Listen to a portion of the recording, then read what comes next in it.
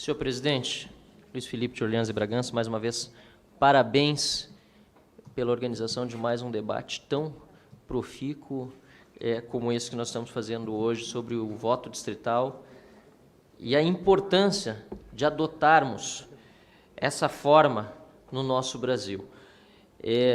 Eu já há muito tempo defendo essa implementação, mas aqui de uma forma resumida ficou ainda mais claro porque nós, mesmo que haja custo de transição, e nós precisamos arcar com eles e achar a forma mais barata de arcar com esses custos, obviamente, mesmo que haja esses custos, vai ser muito mais barato o resultado do que o processo eleitoral que nós temos hoje. Eu acho que, para tentar resumir a minha opinião, que também converge com a opinião do Partido Novo, por isso falo em nome da liderança do partido, há alguns pontos dos quais nós não podemos escapar. O primeiro, os altos custos das campanhas eleitorais, e todos, de certa forma, foram mencionados aqui.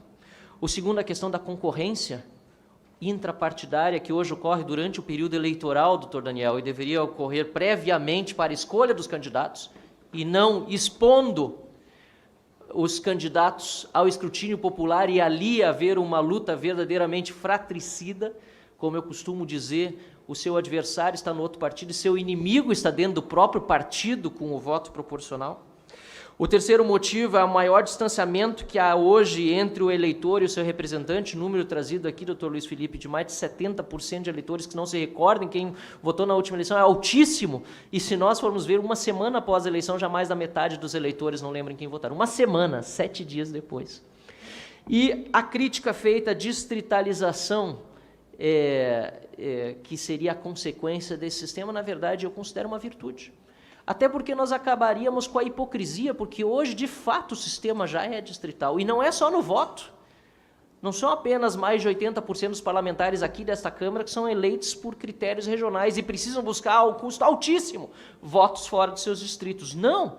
A distribuição das emendas parlamentares dos deputados também observam critérios extremamente regionalizados. E sabe quem acaba sendo prejudicado com isso?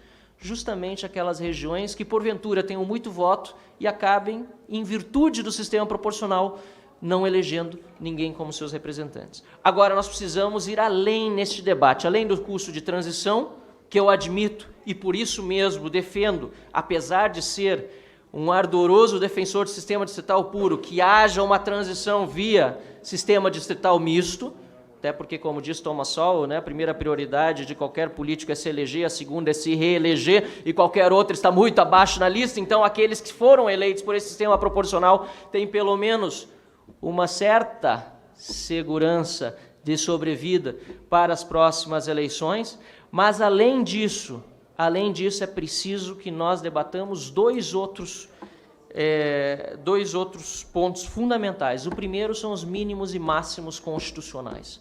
Nós corrompemos o primeiro mandamento de qualquer democracia, que é o direito de cada cidadão ter um voto representado, ou melhor, um cidadão, um voto numa democracia, é um direito de qualquer cidadão e não é respeitado no Brasil. É corrompido pela Constituição, que estabelece mínimos constitucionais de 8 deputados federais para certos estados e 70 para outros estados. Isso é um absurdo. Eu sou gaúcho. O meu voto vale menos, e aqui não entro no mérito, do que o voto de um cidadão do Amapá. E vale mais, cara, deputada Adriana, do que um voto de um cidadão de São Paulo. É revoltante. Claro que é revoltante. Por que é revoltante? Porque a casa que visa representar os estados é o Senado. É o Senado, que tem 3 senadores por estado.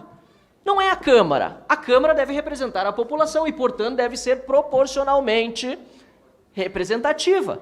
E é por isso que, para adotar o voto distrital, será importante que se rediscutam os mínimos, também admita um custo de transição, que se reduz, então, a 4, a 3, a 2, até chegar ao mínimo de 1, para que nós tenhamos uma efetiva representação proporcional na Câmara Baixa. E o segundo ponto é que nós demos para os entes subnacionais ou demais entes federativos, como gostamos de dizer, no Brasil, mais liberdade. Por que nós precisamos definir como serão as eleições dos estados e municípios? Por que a Constituição, ou mesmo leis ordinárias, até melhor, não define apenas como será a eleição de deputado federal, de senador, de presidente da República? Para concluir, vou pedir 1 minuto de tolerância, senhor presidente. E deixemos para que os estados que têm constituições estaduais, e deixemos para que os municípios que têm leis orgânicas, que organizem os seus processos eleitorais. Se acharem interessante que haja voto proporcional no nível municipal, que o município assim defina. Ou se achar melhor que seja distrital ou distrital misto, que o município assim defina. Porque nós aqui em Brasília precisamos definir isso por municípios